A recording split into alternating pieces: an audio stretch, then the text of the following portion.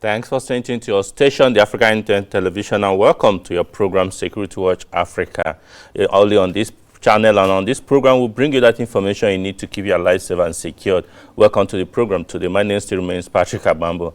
At this time, where everybody is encouraged for social distancing and maintain personal hygiene, it's important for us to imbibe that culture. Welcome to your program today. Yeah, starting on a sad note that yesterday night, Nigeria lost one of her illustrious son, talking about Malam Abba Kyari, the former chief of staff to the president of the Federal Republic of Nigeria. He's a man who loved Nigeria so much and did everything in his capacity to ensure that the country advance and move forward. On behalf of DAR Communications Limited and PLC and Security Watch Africa producers, we want to send our condolences to the Federal Republic of Nigeria, to the Abba Kyari's family, and to all lovers of peace in Nigeria. It's sad that Nigeria has lost a man who had worked so hard for this country, had attained everything possible for him to attain. But finally, he had gone to meet his maker. But it's a lesson for all of us that no matter who we are, no matter what we do, one day we will die. Particularly at this period, we must all be very, very cautious and conscious of our lives and what we need to do. It's a sad one for Nigeria, but I believe that God Almighty will give his family the fortitude and the whole nation to bear this loss. Yes, during the week, we had Security Watch Africa being inundated with a lot of calls from well-meaning Nigerians who reside in Lagos, expressing fears about what is happening in Lagos. They had said that the security in Lagos State has actually broken down, and videos were shown. There were some that were actually heart-wrenching, that is terrible, where citizens, residents are beginning to take the laws into their hands, trying to protect themselves. In as much as we will not encourage criminality in our society, we believe that this barbaric act of self-help should not be encouraged, because innocent people could fall prey to these things, and it's bad. We have the Nigerian police, and they're capable to do what they need to do to protect Nigerians. No matter what, we must develop faith and trust in them to do their work. But we must call on the IGP to ensure that what is happening in Lagos State and Ogun State does not continue. It must not.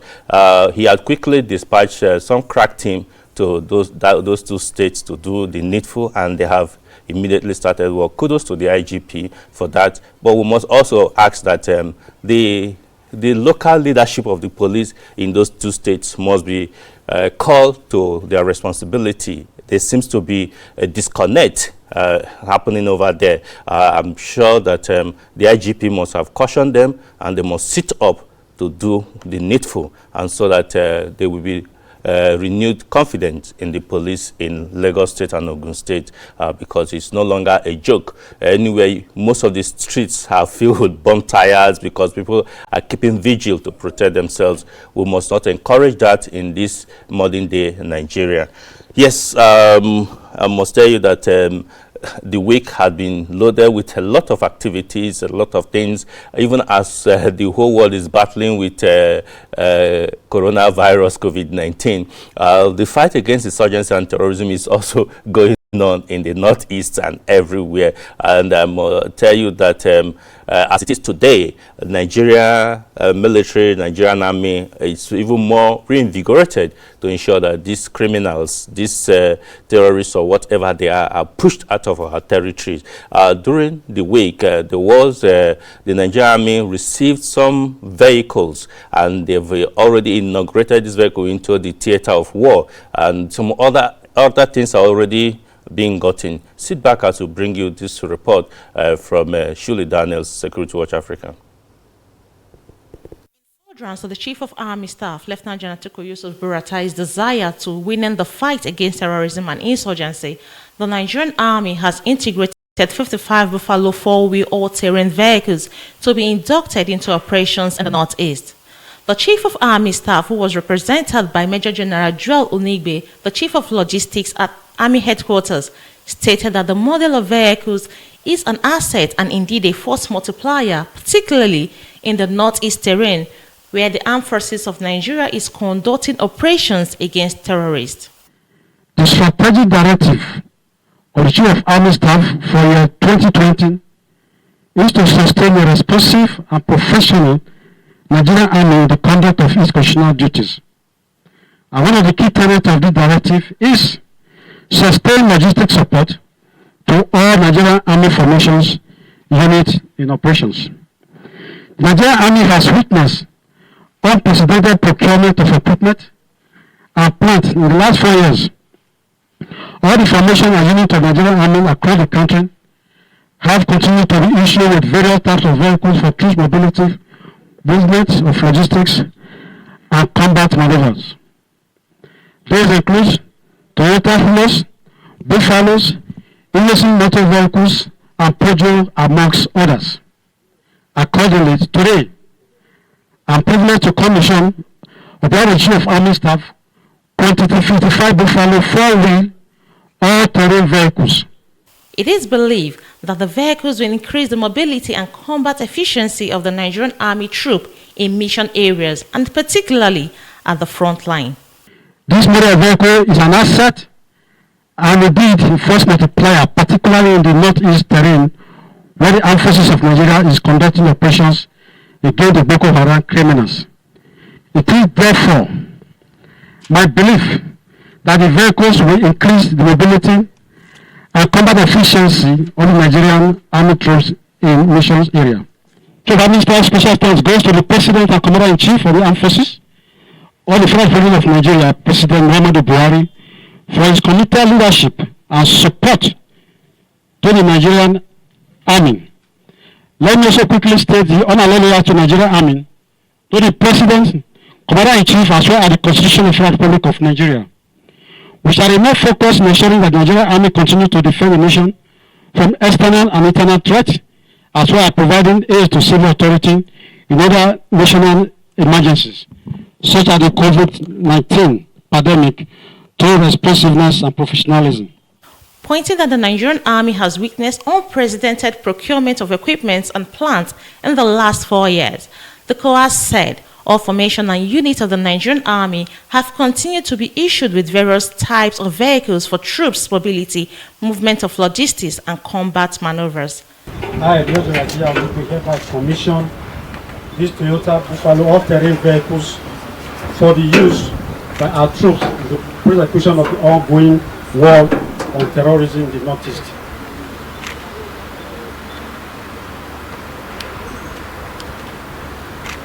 For the glory of God. Shirley Daniels, Security Watch Africa, Abuja.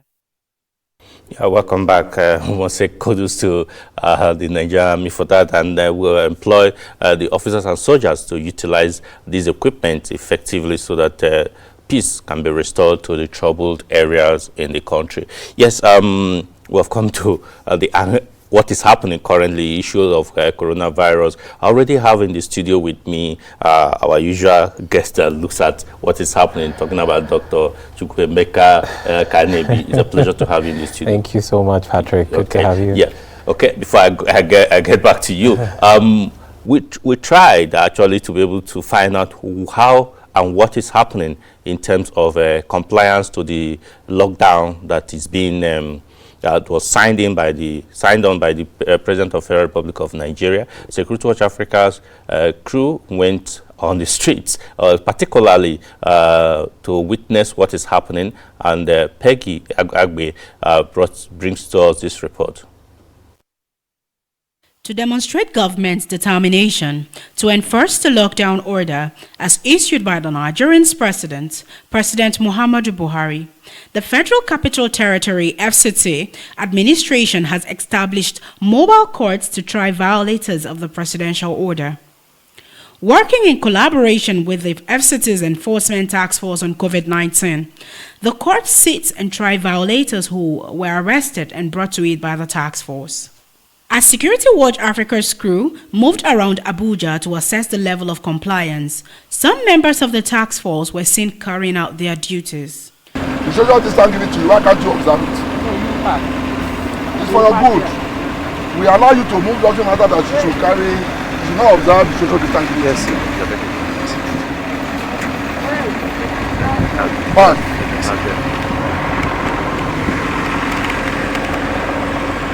But you're not supposed to carry food for back. Social distancing.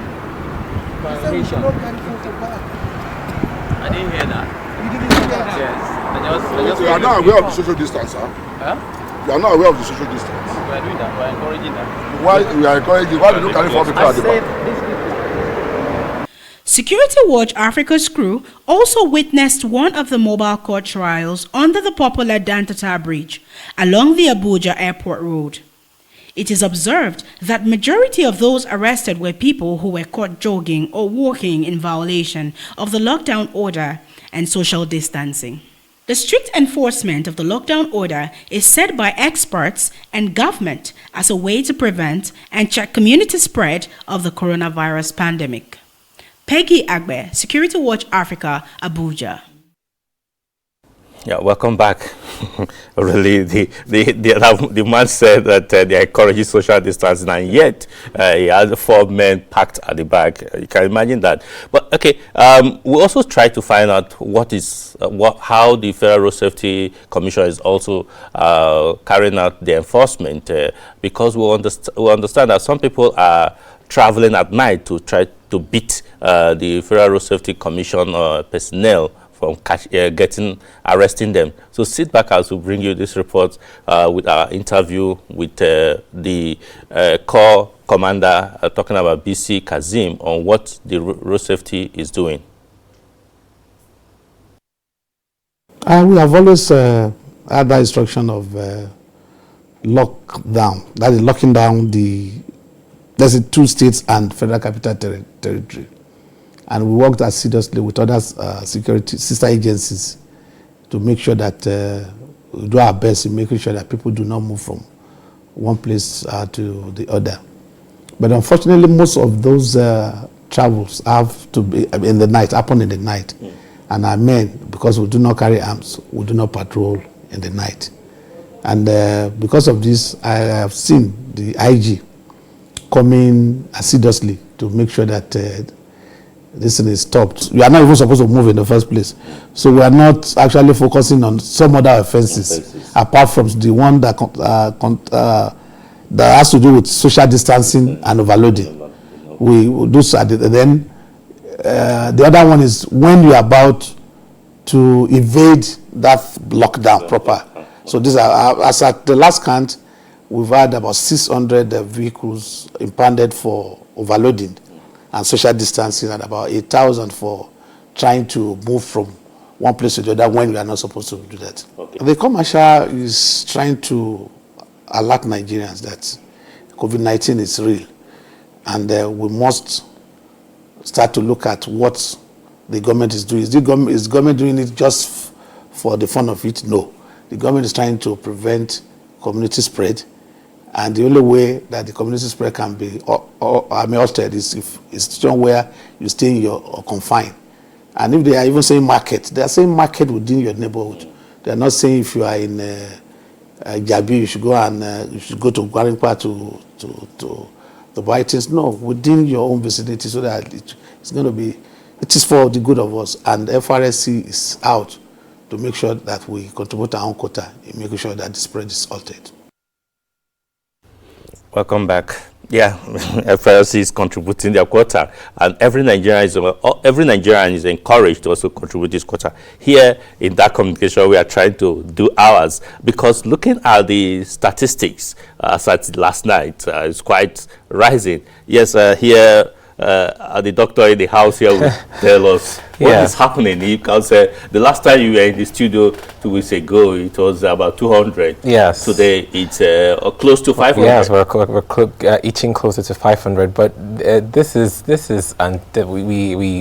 we expected this to happen. We're not saying the cases are not supposed to come down. Okay. That's not what's supposed to happen, especially in countries in Africa, because WHO even says that Africa is the new epicenter, meaning meaning that we are going to see more of quote unquote an epidemic in Africa now as things have happened in other countries. So we're not at our peak yet. Okay. So most countries get to a peak before they start falling. So Nigeria is steadily coming to that peak. One of the things that will contribute to that is as we test more people. Okay. So if you notice, most of these countries test far more than we do, and so you see their numbers, increasing by the day. So a lot more people are infected in Nigeria, they just don't know it. So it's not what we're seeing with the numbers that are being projected is not actually the number of actual people who are infected with coronavirus. It's just basically it's just those who have been tested. So the more we increase our testing capacity, which the NCDC is trying to do, we'll discover that a lot more people have been infected. Even in developed countries, they know that they've not reached their testing capacity, and so they know there are some people who would have been infected with the virus, would recover without even knowing, or those who would even die without even knowing it was coronavirus. So again, if we increase our testing capacity, we would keep seeing the numbers rise. So it's not indicative of spread, it's just actually indicative of how many people are currently infected, because we're still dealing with a pandemic. Yes. That is really quite scary. Because a lot of Nigerians are actually troubled. Last night when this statistic came up, some people called me saying, what is happening? Exactly. I thought we can go a day without people getting yes, but the only way that can happen is if we don't test. So if, for example, there was no test today or fewer tests today, you have fewer numbers. Okay. So what happens is that I think somewhere close to midnight, like 50 positive cases. So it's basically like I said, so I've tested a couple of people and all these results come at the same time, and I have to I owe it to Nigerians, I owe it to epidemiologists, I owe it to the world to release that data as I get them. So basically that's what we're seeing. So it's not like the spread is going on. That's noticed. So the lockdown is basically, it's not to halt, I wouldn't say, and I don't think any country thinks that the lockdown is basically to end the pandemic, because if we're waiting for that, we'll be on lockdown till maybe September or even next year. So that's really not the target. All right. Yeah, viewers, if you are joining us, this is your program Security Watch Africa. Only on this channel, the Africa Independent Television, you get that information you need to keep your lives secure. You can also watch us this live streaming on YouTube. You go to www.youtube.com/Security Watch Africa. Then you can follow us if you are not already watching us. Yes. Some people have said this lockdown, okay, we've had the first phase of 14 days, the second phase of 14 days. Some are saying, will this continue? No, yeah, you say we will not have it. Some are saying maybe government, after this second 14 days, government may reappraise the situation and come out with a protocol that will help us to get back to our lives. Patrick, I think what you just said right now, it's very, very, very critical. The government, I think even in discussions, with the presidential task force on COVID-19, they need to start talking about stuff like that. That would actually even ease the agitation of Nigerians. What is the exit strategy from the lockdown? They need to start seeing that the government is actually excited, or will I say, they're anticipating the end of the lockdown. So what are those strategies? What are the strategies for schools? Because the US, the UK, and even Denmark, has reopened their, some of their schools. And what they're trying to do is that, okay, so what are the strategies we can put in place to have what we call, quote unquote, something near normal whilst we deal with the pandemic? Okay. Yes. One of those protocols we have told some states, actually southwestern states in Nigeria, have said that look, as from this next week, if you must be in public, you must wear this face mask. Actually, this is the face mask we are asked to wear. I don't know if I'm getting it right, but looking at it, exactly, you've done a good job. And this help us? So basically, so one of the reasons that the WHO and the CDC are being a little reluctant to put this in world guidelines is because it gives you a sense of protection. So you have this now, you say, oh, well, I'm good. I can just, breach all protocols. I can be in a car. I can not practice social distance and I'll be fine. But that's the fear. So this, yes, has its benefit, because if I am to sneeze now or cough now, or you, if you're infected, are to sneeze or cough now, it reduces the amount of the virus, if any one of us has it, that can reach you, and thereby reducing your chances of getting the infection. That's what it does. But it doesn't stop me from touching other surfaces. So if I don't practice washing my hands and all of that, number two, if I also don't practice the physical distancing, then I also increase the risk of getting infected. So basically, it's not a one size or one strategy. This is just secondary. It's basically just secondary. It's not a bad thing, because a lot of countries, even in developing countries now, if you go out in Wuhan, this is what is happening. Okay. So if you have to be out, if you have to be in a public space, the supermarket, anywhere else, you have to be in a face mask. Which means the government can decide to say, look, after the second round, exactly, you can come out, but you must put on this. Exactly. So I think that's what the task force should be doing at this moment, and informing Nigerians that, okay, we know this lockdown is really bad, but these are the protocols we are thinking about for reopening of these states, for reopening of the economy of Nigeria, because that's what the whole world is doing. Trump is doing that. It's causing a lot of, racket here and there, but that's what he's trying to do. And so it's keeping people at ease, because they know, okay, maybe in May I could get back to work. What are the strategies? And they're talking about testing as well. If people can get to testing and all of that, and then there's all the lash back at that and everything, but they need to start thinking about that. How do we get back to near normal? Great. Yeah. But there's so many fake face masks all over, so people are kind of worried and all that. Yeah. But let me take you on this, because it's one aspect that we need to look at it very critically. Is it likely that this coronavirus will stay with us for a very long time? I remember when there were some of these breakouts. Chicken pox, all the Spanish flu, we talked about that a lot. Malaria was a big issue. Exactly. But today we're living our normal life with malaria still present. Exactly. Are we likely to see that? So yeah, I obviously, I push for optimism and always and hope. So definitely, I believe that it will be the case. There have been a lot of predictions of different phases of this pandemic. So it would definitely die out at a point and emerge at some point, maybe after the summer, sometime in September, that we might see another wave and all of that. But also remember that a lot has been done underground and also in front of the public to get a vaccine. So basically, a vaccine would be a very good step in the right direction.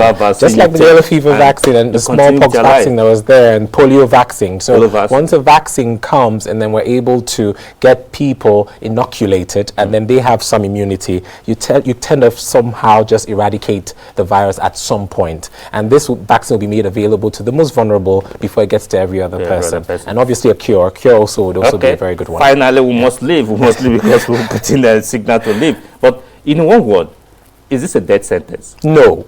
This is the quiz. In one word. So no, it's not a death sentence. It can lead to death. It can lead to other complications. It can lead to economic crisis and all sorts. That can also lead to death. If you look at the news now, things like sexual abuse are all coming up. So and domestic violence as well. So it can lead to death, but it's not a death sentence. All right. Thank you very much, Dr. Kanebi, for being with us, and thank you for joining us on this program today. If you have enjoyed join us again next week when we'll bring you another exciting edition of this program. Thanks for staying tuned. Bye for now.